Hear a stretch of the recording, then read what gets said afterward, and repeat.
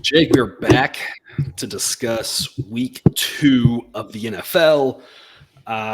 Quick post-mortem of week 1 here before we get into the games. We got 6 games. If you don't want to hear about the post-mortem, there's timestamps in the show description. You just go forward.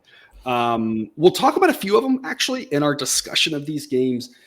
Did want to hit a couple things on. You highlighted Atlanta minus 175 as a C grade pick that you thought had some extra value. That was very well done. I went back and watched that game, and Atlanta, I think what the model was picking up on a little bit, and I think it's increased in their rating this week, was just their ability to run the ball. They've got such a great offensive line, and that's what they did. They ran the ball, controlled the game, really. My personal take, and I mentioned this before, I'm going to go back and watch every game. I've watched about half of them of week 1 now. To me, I think Atlanta's key is going to be Desmond Ridder. If he is competent, that team is going to be really good. The drives that they really did well, they either kind of let him throw about 10 yards on the field. He was making those passes. He had that one long throw to Pitts that got him that one short touchdown. When he's okay, he doesn't have to be great, just okay, that team's going to be scary good. Got a decent enough defense. The drives where he looked incompetent and or you could tell they kind of went into a turtle offense, they're going to struggle to beat a good team. But a good call on you on Atlanta. I want to give you some props for that one. Yeah, you got to set me up before we tear apart that Giants game. We'll get to the Giants one later. But it's scary. Like Atlanta is really a good to decent quarterback away from being a very, very good team. The defense took advantage of the opportunities they had. I thought they played very well for the most part. I mean, there's weapons out there with Drake London not having a catch is excusable. And I think that was more due to the quarterback play, just Ritter not being good enough to help him out at all. I mean, you got weapons like Kyle Pitts and Algier and Bijan. And they can throw it to Bijan as well. Yeah, this is very dangerous. And then they'll get Cordell Patterson back at some point. The offense has got the weapons. I don't know, man. I really like this Atlanta team. Maybe not so much this year. Next year, there's really something to keep an eye on. I've got their defense ranked 10th right now. And again, we have a player-based model, and so I think it's really important with all the moves in the offseason. Good enough defense. Again, really just lies with Ritter, and you're right. Drake London not even getting one target, no catches. They didn't obviously have to force it to him because of Ritter not being well, and they could run the ball all day on Carolina. Carolina, not a very good team. We are going to cover them today, but they're going to struggle, I think, this year. The real test for Atlanta is going to be what happens when they can't just run all over a team like that and what they need from Ritter. But I think you're right. If he plays just okay, they're pretty solid. If they actually accidentally got themselves into a good quarterback situation, that team's really good. Good enough defense, good enough running game. Good job on you, Atlanta. Next one, we'll talk about the Bears. We didn't really expect much of either team in that one. I actually had Green Bay ranked 19th and Chicago 25th coming into the week. So neither team was thought very highly of. I didn't really think much of either quarterback. We thought Fields might be a little bit better because he showed some signs, and the way he could use his feet could offer some value for the Bears, but he looked just as bad as ever. Jordan Love actually pretty impressive for Green Bay. I didn't know if you had any thoughts on that one other than just, whatever Aaron Rodgers owning Chicago. Apparently he passed that playbook down to Jordan Love, right? Yeah, I mean, I can't imagine being a Bears fan because that's miserable. And I know it's week 1 and like everything overreacts, but after the last couple of years, you got to start questioning Justin Fields. I mean, you went out and you got him a stud receiver and more, and he had 2 targets, caught them both, did well when he had them. I mean, your run game isn't going to help you out at all. I don't know that there was a valuable running back on that team. And, I mean, I know the line's not great either, but I don't know. It's just this sets up to be a really rough year, especially this week. You would think Tampa coming in, that would be one you'd circled on your schedule preseason as, hey, we'll win that one. And that's questionable with how they played. Unless Brady decided to come back, which you still are just feel like you're always holding your breath. Maybe now he's going to the Jets. Who knows, right? Yeah, really. That would be the all-time move. That would be hilarious. I mean, Jordan Love did well. I don't know if he exceeded, just because he exceeded my expectations, he was good. Because, digging into it, I mean, he's 15 of 27, didn't really need to do much, but he made the right plays. So I don't know. But was gonna come back and say the model didn't really change much about how it viewed him. I think it had to do with the expectations. I think he did relatively well for expectations, and that's I think what struck me about watching these games back here on the condensed version of these games is I tried to rectify how I viewed him versus how the actual data, how they graded out, how the model views them, et cetera. Sometimes these young guys, I think I viewed a little bit more positively because my expectations. I didn't expect much from them. You see all the top three. We talk about quarterback ratings. I mean, to me, in the model, it's a clear top three, and then it gets a little murky. And then when you get to like 10 through 40, it's all kind of like, I don't really know. Like there's some small differences there, but it's really a very right skew distribution. And you talk about those top three, though, and all three of them looked pretty questionable. Now, Mahomes, of course, was questionable because he has literally nobody catch a football. If Travis Kelce comes back, that's going to help him out a lot, obviously. But those guys could not catch a ball on Thursday night. But even the other two didn't look great. Burrow, a little bit of the injury, a little bit of the weather, a little bit of I was very high on Cleveland's defense. We'll talk about Cleveland later. I was very high on their defense, and they really proved the model was very proven right there. But Josh Allen making some very questionable decisions against a very good Jets defense, but didn't need to be so aggressive. So it's kind of interesting. We talk about these young quarterbacks and our expectations for them, these better quarterbacks and how much they struggled. It's like you can really overreact to a lot of what happened in week one based off of where expectations were for all these guys. Yeah, I mean, especially Josh Allen, you're starting to see a pattern there of I don't know, like a Brett Favre-esque. I'm gonna force it in there and something like, and then I mean, not that the fumble was totally his fault, but man, that was rough. One of the basically gave him the game, the one at the end where he picked it up and then dropped it again. Yeah, but I mean, that's the story everybody's talking about out of that game, right? The Josh Allen and his turnovers, nothing else important happened in that game. And of course, he's long been talked about as the no yes guy because so many times he makes the yes play.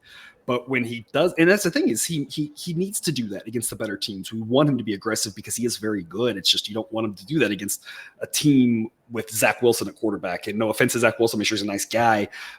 There are a lot of quarterbacks. There's a lot of backup quarterbacks in the league that they should be looking to trade for that are better than Zach Wilson. And that's just the cold hard truth. Not that Zach Wilson can't be good later. It's just he's not there yet.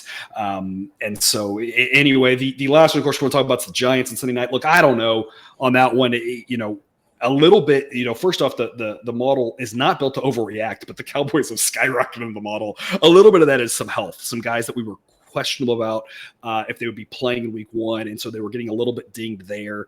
A little bit as, some of those guys played really well. Some of them didn't have to, a guy like Dak didn't have to do a single thing for the Cowboys. You wonder how that game plays out if the first field goal isn't blocked, returned for 6. And then 2 possessions later, the Giants, then if Saquon Barkley doesn't catch a ball and then just throw it up and say, hey, you go score a touchdown. That makes it, 16 zip right off the bat and gets the Giants into the game play. Now, a little bit, we talked about this, right? We talked about the Giants should be set up for success to run the ball against the Cowboys. Cowboys are better in the secondary than they are against the run. And we kind of saw that early on. And then, interesting enough, the second drive of the game, I think the Giants went pass, punt. And it made me want to, and then later on, they kind of got out of the game plan because they had to. They were down by so much. I kind of get that. But you have to kind of wonder about some of the coaching decisions there as well, just knowing that, Daniel Jones, not the greatest quarterback out there, not one of those top 10 guys, and that his strength is going to be his efficiency. His strength is going to be moving the ball on the ground with his legs. And you saw that a little bit there from him on that first drive. That's where he's going to add value to the team, not throwing the ball with Saquon Barkley, soften up and then have him be able to find some open receivers, et cetera. That's the game plan. I don't know how much of that was just, the Cowboys being really good and we just completely botched it with the Giants, and how much of it was those 2 plays really early on, really through that game. And I thought that's what was going to happen to the Jets with what happened to them on their fourth play. I think it was the fourth play of the game, but somehow they came back and won. So a couple weird games in New York to wrap up week 1 in the NFL. Yeah, I mean, the Giants game, that first drive, I was like, man, this is going to be nice. Looks exactly like what I thought would happen. Yep. And then the blocked field goal. Running the ball. Daniel Jones running the ball a little bit, short passes, safe, it looks great. And Like, I was like, well, that sucks, but we'll get it right back. It's almost like they don't even lose any rhythm because the next play they're getting the ball back, and then they just forgot everything on that. Yeah. And Yeah. Saquon Barkley tossing the ball up. Everything else, I mean, the kicker was just terrible that game too. I mean, the Cowboys didn't show anything on offense because they didn't have to. Dak They didn't have to. had less than 150 yards, but I don't know. Seemed to not even care or try. It was almost like that's what the Bills' game plan should have been. Just kind of keep everything vanilla once they got that lead, and then they Josh Allen just gunslinging around like he's back out in the Wild West of Wyoming, right? And it's just a different coach, different mentality, and it definitely cost the Bills. That's enough about week one. We've got week two to talk about. We'll talk about a couple of those games, a couple of those picks here as we move forward. We'll get started here Thursday. The Thursday night game, Minnesota, Philadelphia. We had Philadelphia. You had them as a B pick. Fantastic addition by you to our slate there. Model was very high on Philadelphia. Had the number 1 last week. Has them number 2 this week. Still have them a little bit less high on that defense than it was. A little bit injury related, and the injuries are going to shuffle some teams around. It's a benefit to the player-based model. We'll get a good look at how these teams are. Of course, last week we talked about the Chiefs coming into Thursday. Didn't have we recorded the show before Travis Kelce's injury. That affected it. So you never know what will happen between now and Thursday. But this Philadelphia team is still very strong, an incredibly good offense. Vikings, not a bad team themselves. I had them at number 10, a good offense that ranks number 7. Defensively, though, these two teams are more around middle of the pack. That's part of the reason why the model's projecting 51.4 points. We're going to go over 48.5. It's like a C plus pick. It's our only C pick of the day. Just missed out on this by literally about 1/10 of a point from it catching over to the threshold of a B. So we talk about this with the baseball show as well. I have arbitrary thresholds. No matter what threshold I set, there's going to be where if I'm doing this A, B, technically, if I wanted to grade this out and not give A, B, C and actually give it letter grades or number grades, this would be like a 79. This would be the one where you go up to the teacher after class and say, come on, can I get a B out of this, right? Still pretty good value. Thinking a lot of points. Jake, why did this one catch your eye? Like, the Vikings started off weird with the fumbles and all that, and I think they're a very good offense. I mean, everybody knows who Justin Jefferson is. That's fine. Kirk Cousins, very, very good. I know he's a little nerdy and he gets a little weird sometimes, but I mean he's a very, very good player. Addison stepped right in. He looks great. Like it's going to be a great number 2, and you got Hawkinson. The run game scares me a little bit, but from this offense, but. Who knows? Maybe they improve that this week on the short week. Their running backs ranked number 31 according to Sidelines, so I think you're very right to be concerned about that. Yeah. But then on the other side, it's not like Philadelphia's that much better at running the ball. Jalen Hurts lets them run the ball better, so that some of those numbers look better than what they actually are. Like their running backs to me are very.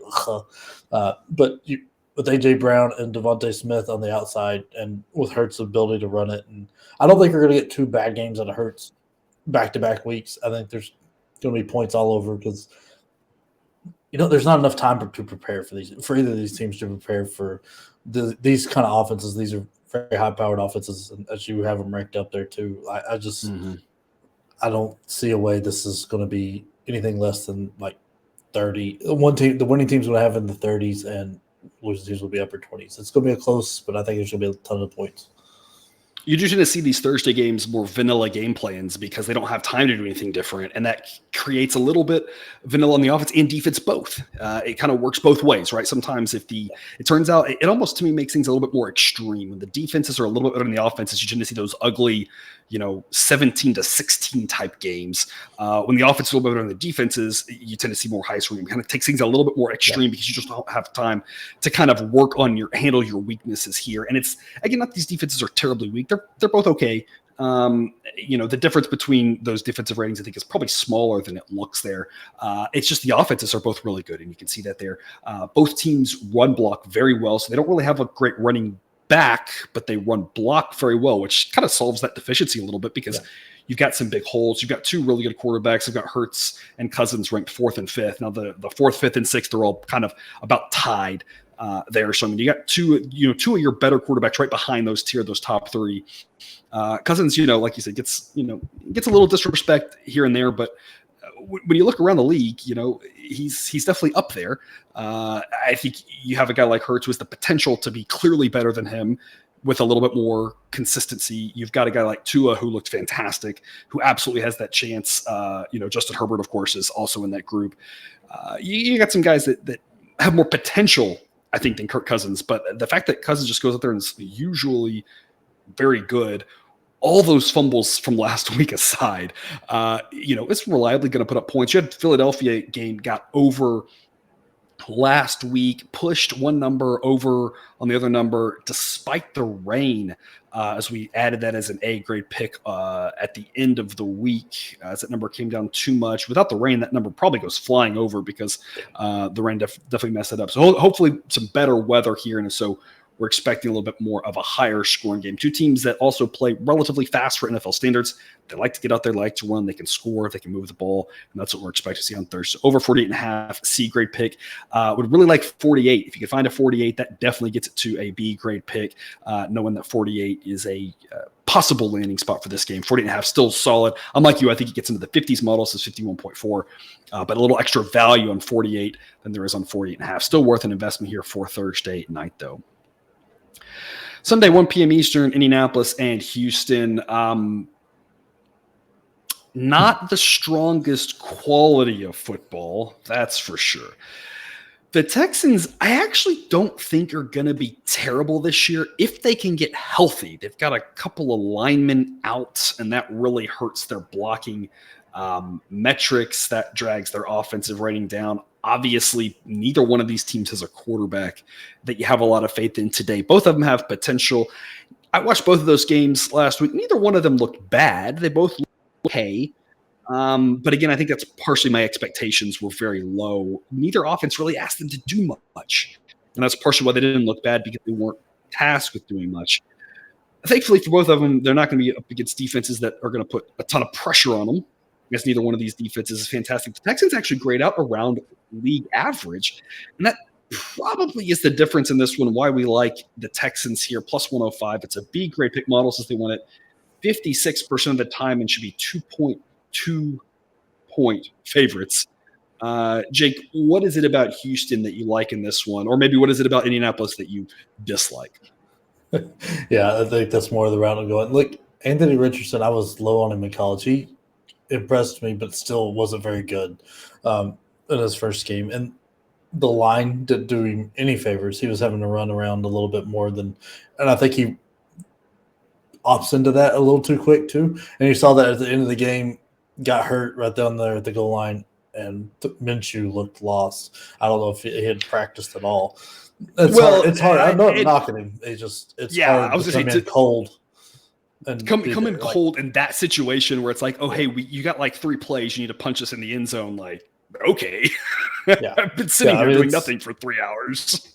Yeah. I mean, it's just impossible to be ready for that. But the running backs are for Indianapolis, dropping the ball everywhere. I mean, I think there might be a chance Moss comes back, and I think that'll help him out. But if he's not, it's just Deion Jackson. That's going to be rough. Pittman is a good receiver, but I like Downs, but I don't think he's there yet. Downs is more of a down the field kind of guy, and so is Pierce.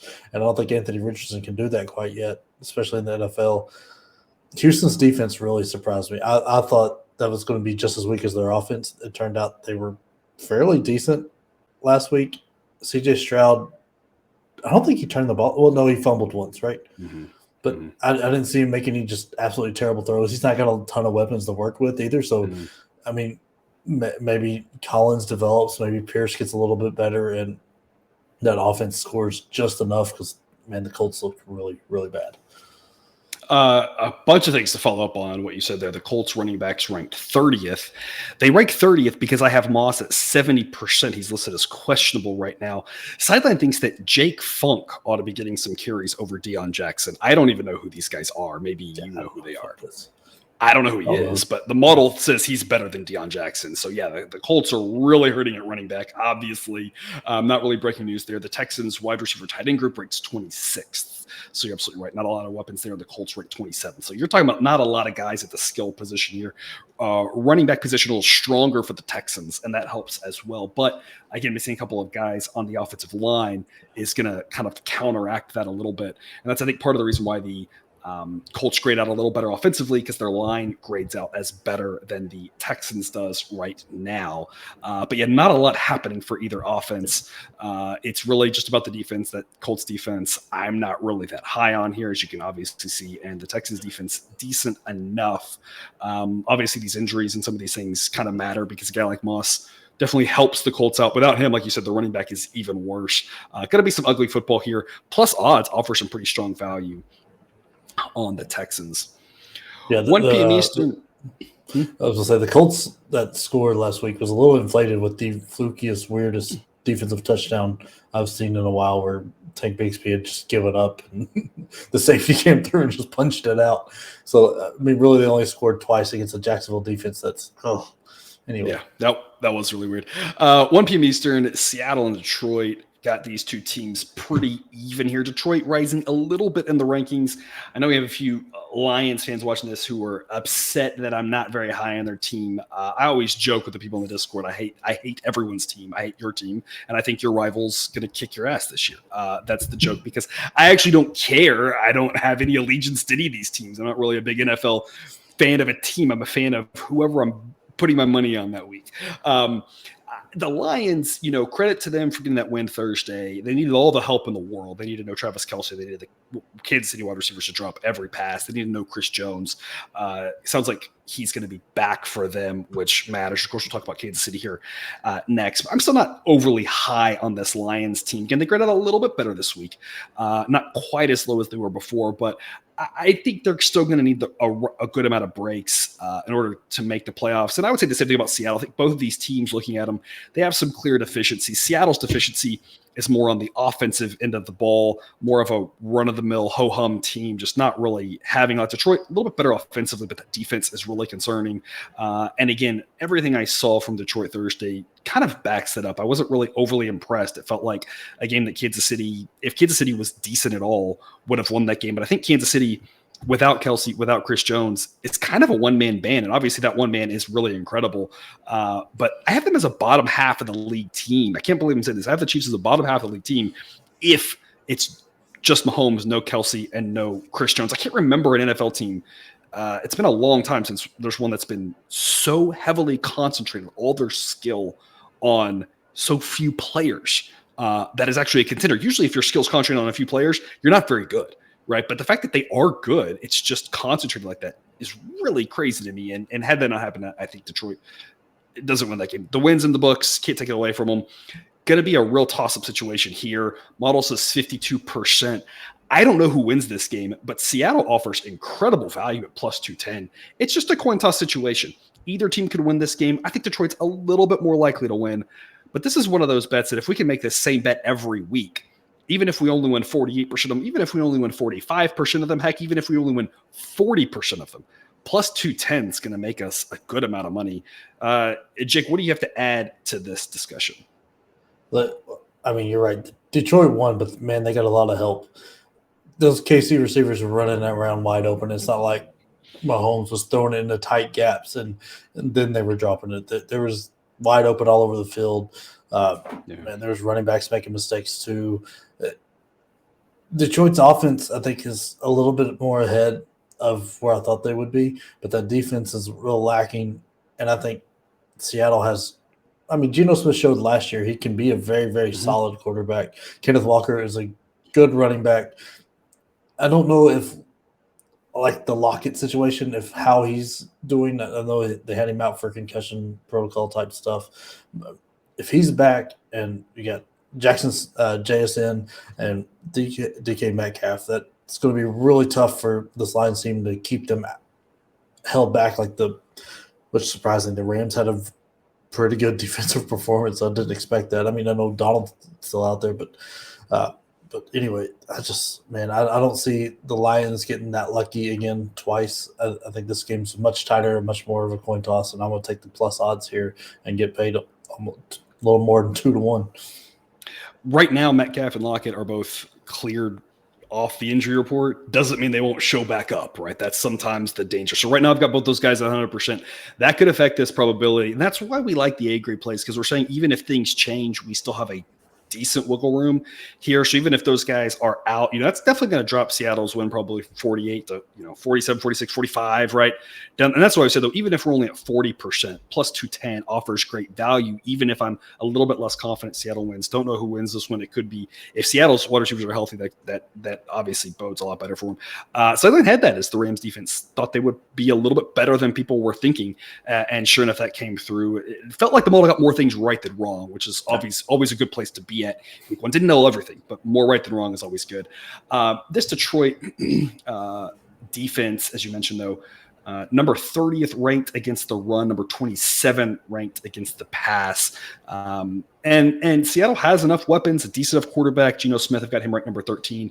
Got the running back crew ranked number 12, wide receiver tight end number 8. They struggle a little bit on the line, and that's the other key issue with Seattle. They've got a couple that both of their offensive tackles are questionable. And if both those guys are out, that line's going to get even worse. And that's where this game gets really interesting, because then Detroit's defense not very good, but maybe can get enough pressure on Seattle really mess up things in the run game with a half-baked line.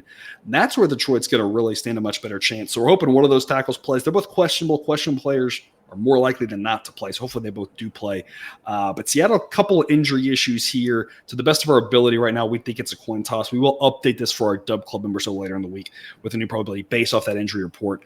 The benefit for the Lions, at least, having a long week, everybody seems mostly healthy. They don't have quite the same concerns that Seattle has going forward here. But it should be a close contest if Seattle isn't completely on the mend, and plus 210 offers some good value. To those Kansas City Chiefs that we're talking about, ranking a lot higher now, Chris Jones is listed as probable. That's because he hasn't been with the team, so we're not 100% he's going to play, but he's mostly back into this, into the model for this. Travis Kelce's listed as questionable. He's mostly back into the model as well, and that gives them a big boost. That puts them still number 8 overall, and that's where I think some people might be surprised. I'm not overly high on this Chiefs team, and I think you saw why on Thursday night. I wasn't high on them before Thursday night either. The fact is they just don't have a ton of talent on that team depth-wise, and that's what's going to hinder their chances at making a deep run. Obviously, you never know what sort of trades will happen. Not a lot of trades in the NFL, but every once in a while we have seen some trades that have impacted things. They just don't have a ton of talent there to support those 3 main players. Obviously, getting Chris Jones back helps a lot. He at least makes that defense closer to average. Kelce matters because he can hold on to the ball, maybe takes a little pressure off those other wide receivers. We throw to him less. We're talking about him less. They screw up less. They get, that sort of thing. It's kind of a cascading effect. Obviously, Patrick Mahomes is the driving force as well to the offense, getting a 121 grade. I like the Chiefs. I'm not that high on them. I like them here because I'm not high on Jacksonville. And some people that may surprise as well. Number 26. I know this is a team that people are talking about going to the playoffs, talking about winning the Super Bowl. Again, like I mentioned with the Lions last week, I don't actually hate anybody's team. I joke that I do.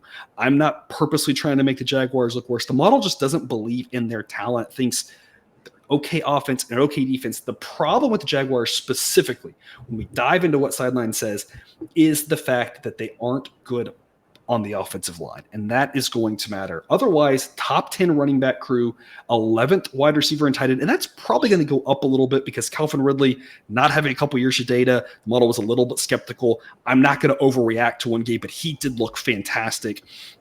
Zay Jones looked fantastic as well in that game. They keep playing like that, that's going to become a top 10 wide receiver unit. Trevor Lawrence is serviceable enough. I think he's just kind of one of those run-of-the-mill quarterbacks at this point. Potential to even get better, though.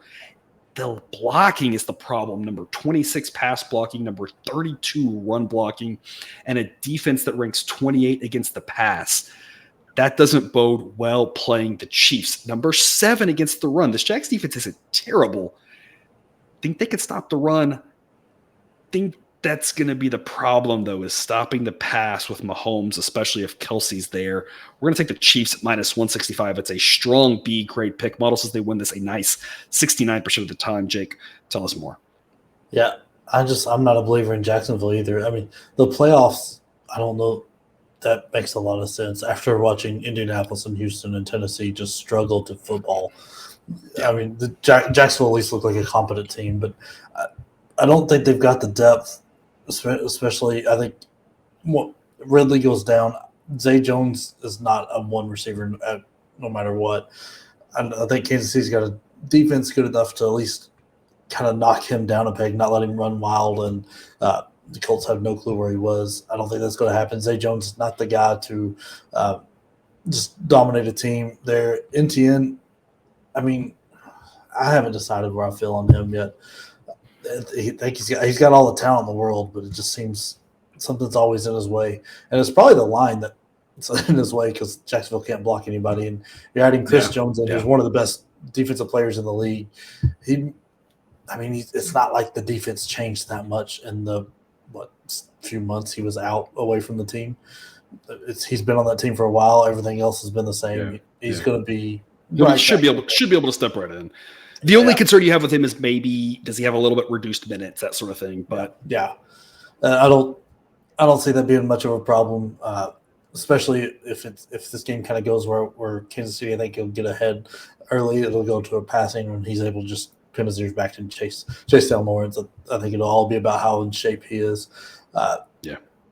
Kansas City's got to figure out how to run the ball because that Pacheco and Edwards-Helaire and McKinnon were not very good last week. But you can't put it all in Mahomes, and especially if his receivers are going to be like that. So Kelsey has to play, but after this team to be good. But I think Jacksonville's going to be much worse than what they looked last week. Yeah, and a few things to follow up on that. Number one, the Colts pass defense. I don't know if I mentioned this specifically earlier. Ranks 32nd. So how much was Zay Jones looks good? Calvin Ridley looked like he was a number one wide receiver again. Ingram looking good at the tight end position. How much of that was they can't defend the pass whatsoever, and we've known that from day one. How much of it's they're really good. Kind of will determine that here. Not that the Chiefs offer a great defense, but 14th on pass defense efficiency. And again, part of that's with Chris Jones, who can cause some havoc there and get after the quarterback. That's going to be the key to this game, making sure he's healthy, in shape, and able to put that pressure on Trevor Lawrence and stuff up the running game for Etienne. If that's the case, this Jacksonville O-line is going to be so overwhelmed. I don't think they're going to be able to score off of Kansas City the way that a good offense should. If he's, out of shape, not effective, that gives the Jaguars a fighting chance. But either way, you still have to think the Chiefs should be able to pass all day long off the Jaguars. And if, I'm with you. I think that the Chiefs need to figure out the running game. This is the week, probably not going to be as big of a deal. Long-term, obviously something to worry about here, but minus 165 is a really short price. My hunch is this price is a little bit low because of concerns with Kelsey, concerns with Chris Jones. I'm more concerned about the latter than the former. Kelsey, the fact that he might have played on Thursday, but didn't, tells me by Sunday he's probably fine. If he can't play 9 days later, 10 days later, then that tells me he was never in a million years going to play on Thursday, and the whole updating, trying to figure that out was a complete waste of time. So I feel like he's probably good to go. Jones should be out there as well. You just have to assume that he wasn't in terrible shape or something. If he was, it's going to be a long year for him because it's not like you could just figure that out in a week, right? So it's going to be tough. You have to assume he's still in good enough shape. Obviously, how good of shape does he need to be in as a defensive tackle, right? It's not like he's, a wide receiver and losing a tenth of, a step is going to matter. So should be fine. I don't quite understand it. I think there's just some skepticism on the Chiefs. I have that same skepticism. I'm just so high on this Jaguars team. I don't really think they've got the O-line to compete. They might win that division simply because that division has two of the worst teams in football and a Titans team that's got some questions, and I really don't know what to make of them. The model's relatively high on their defense, higher than it should be probably on Tannehill, and obviously they can run the ball. So the model's like, hey, the Titans are decent enough. I don't know. It's going to be between the Titans and the Jaguars in that division probably. I'm not really sure either one's very good. Someone will have to win it. Probably, I think. If there's a way for it to not happen, those are the two teams will figure it out. But I'm just not high on Jacksonville. It was a fun story for them last year. I like a lot of their players. It's just I don't think their defense is good enough. I don't think their line's good enough. Kansas City minus 165. Be great value for us there. A late afternoon game, Washington and Denver. We attempted to get the over in Washington's game last week. Fell like 1 point short when Washington has the ball late in the game and kick a field goal, make it a 7-point game, decides to punt instead because there's like 10 seconds to go. Way too many field goals in that game. It's one of those where it feels like we had the right idea with it. We had the right read. It's just sometimes you're going to miss an over or you're going to get an under when there's too many field goals. Sometimes you're going to vice versa when there's not enough field goals, right? And that's just too many field goals, missed opportunity there at the end. But I think we kind of read that. We're going to take a stab at the same idea here. Washington and Denver are going to go over 38. Model projects 45.7. I'm not sure it gets to 45.7. 44, 41, 42, 44, 45, all relatively key and possible numbers that I think this can get to. I think this can get into the low 40s. This seems like a run-of-the-mill football game. Like, Washington's not very good, but, like, it's not that their defense is terrible. It's not that their offense is terrible. They're just not very good at football. Denver's just kind of there. Like, I don't see why this total's at 38 because, to me, a total of 38 is somebody can't play offense or somebody has a great defense or there's some pace thing, and you don't really see a lot of that pace thing in the NFL. Of course, asterisk, maybe the Jets will now. I don't know what that – we'll see what their game plan will be now. But you don't see a ton of pace. Even when you look at the pace on this, Washington projects to play a little bit faster than average, Denver right around average. I don't know. I don't see why this total is so low here. Feels like a just normal football game, and normal football games tend to get into the low 40s. So that's kind of what I think here, over 38. Pretty good value. And right on a key number at 38 as well. Jake, what do you got for us? I think this will be I think you've got it nailed. Mid-40s feels right. Because Denver's probably getting Jerry Jeudy back. He was close to playing last week. Add that in with Cortland Sutton. Russell Wilson, as strange of a year last year was for the Broncos, he still did very well. He had a pretty decent week last week. Nobody really there to run the ball for him, so it's going to be a lot of passing, which was weird that Samaje Perine was the leading receiver for them last week. I didn't catch that. Wow. Yeah. Worries me just a little bit, but Washington's defense, not that great. Dobbs, they couldn't take advantage of Dobbs really being with the team for a week and a half. He didn't do great, but he didn't do terrible. He didn't turn the ball over. If they're not going to force that out of him, what are they going to do with a guy of Russell Wilson's talent? I still really like Sam Howell. I like his receiving core with McLaurin, Samuel, and Dotson. I think they've got a pretty good running back in Brian Robinson Jr. I think there's a lot of offensive potential there.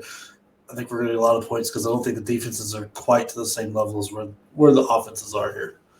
And to follow up on that, Washington's wide receiver tight end crew ranks number 12. So I think you're right to be positive about them. Russell Wilson is a guy who I'm very curious to see how he plays out this year. There was all the talk about with the new coach coming in, kind of giving it to him straight about, less focus on his brand and his global empire and more focused on football. Really curious to see how his season plays out. Model still thinks he's decent enough. If Washington could not stop Arizona, who has got like half an offense at this point, even with Kyler Murray, they wouldn't be that good. Without him, they're even worse. You have to assume Denver could score some points. And I'm not sure if I'm sold 100% personally on Sam Howell. I know that the model actually likes the backup better than Howell. But, the coaches see a lot of things in practice that we don't get to see necessarily. They're high on him. They think he was obviously very good at North Carolina. If they're, this is a great opportunity to prove yourself. This Denver defense, pass defense efficiency number 15, just very run of the mill. This is your, a chance to go out there and prove to us that you belong here. He graded out a little bit better than some of the, rookie quarterbacks did. in that first game. Here's your chance against a, very mediocre / slightly below average defense here overall that time to do it kind of thing. And we don't even need you to do a ton because 38 is a really low number. This number just implies that there's going to be a ton of field goals, ton of punts. And I don't know, I think there's going to be some, but it's not like these defenses appear to be good enough to really dominate this game. It just feels, like I said, like a normal football game getting to the low mid 40s. So we're going to take a chance here with the over 38, A grade value for us there, which takes us to Monday night and another A grade play. And this one, I was high on Cleveland coming in. One of my stronger picks in week 1 was Cleveland over Cincinnati. The model now getting a stronger look at Deshaun Watson, moves him up now to the 15th ranked quarterback. And if he continues to play like his previous self, that's only going to go up because we all know he has the potential to be a top 10, maybe even top 5 quarterback in the league. Definitely did not show it last year. That's why the model's kind of hedging its bets a little bit on him.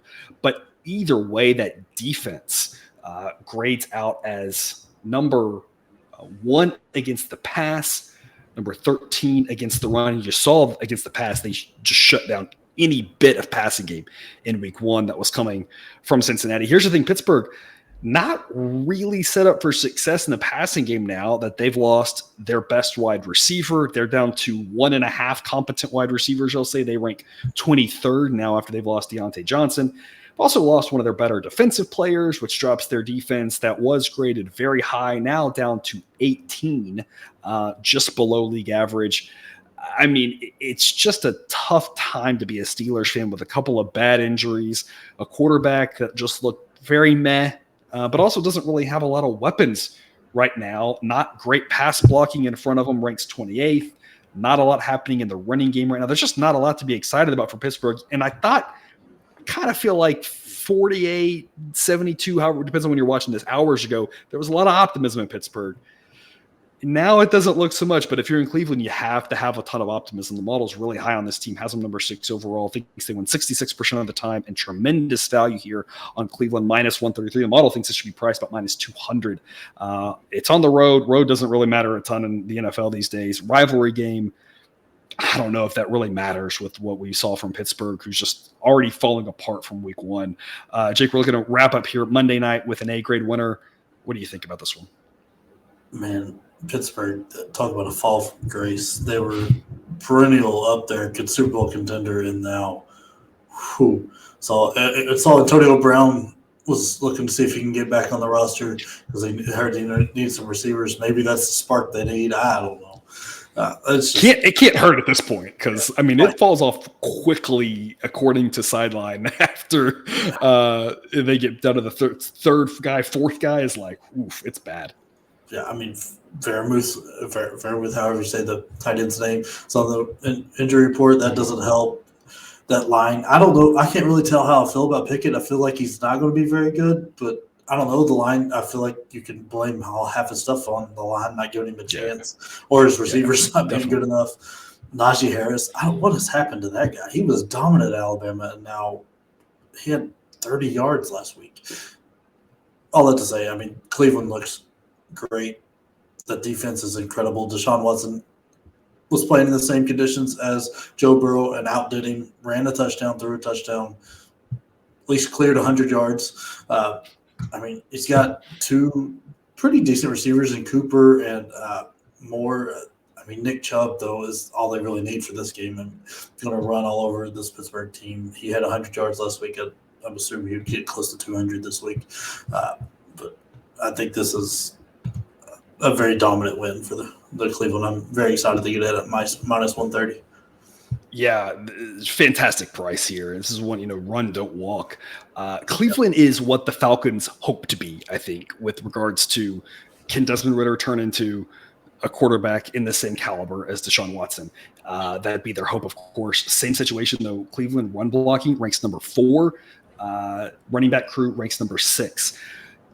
Defense up there. And so it's one of those, if you got a good defense, you got good run blocking, you can run the ball, and you got a competent quarterback, you're gonna make the playoffs in the NFL. You're gonna be dangerous in the playoffs, and anything can happen when you get to that time of year, especially Cleveland with their potential home field advantage with the crazy weather that can come up there in the winter. So I mean, this team I think is absolutely for real. Pittsburgh, had a tough one playing against a really good 49ers team. Brock Purdy, I mean, didn't really know what to make of what happened last year, but looks like he might be the man. I mean, that was a pretty good performance. That 49er defense is really good, so you can't take anything away from him.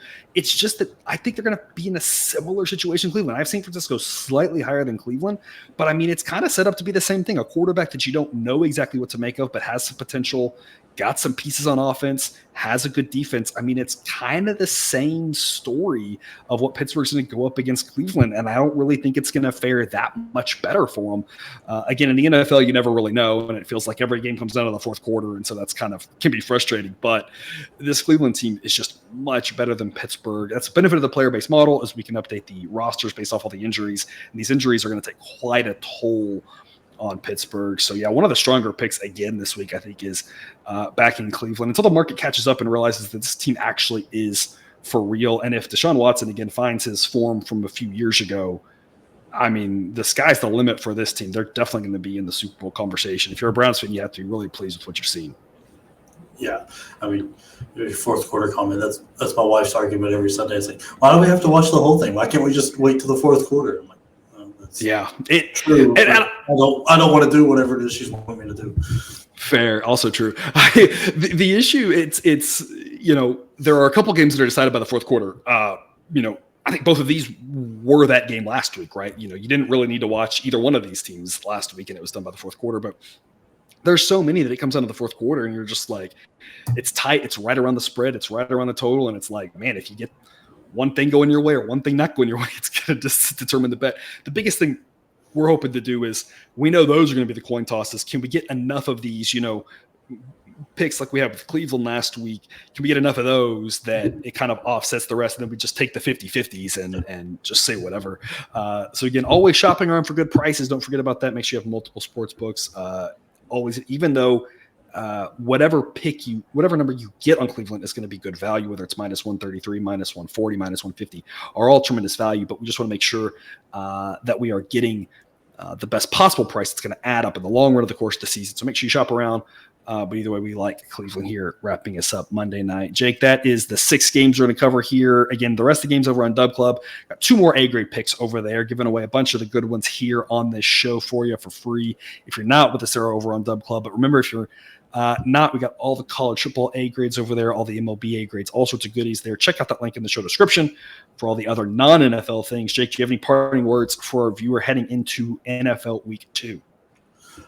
Not really. Just good luck to everybody's fantasy team except for the ones mine are going against. So I think we're actually playing this week. Are you and I playing this week? I think we are. I don't know. I haven't looked.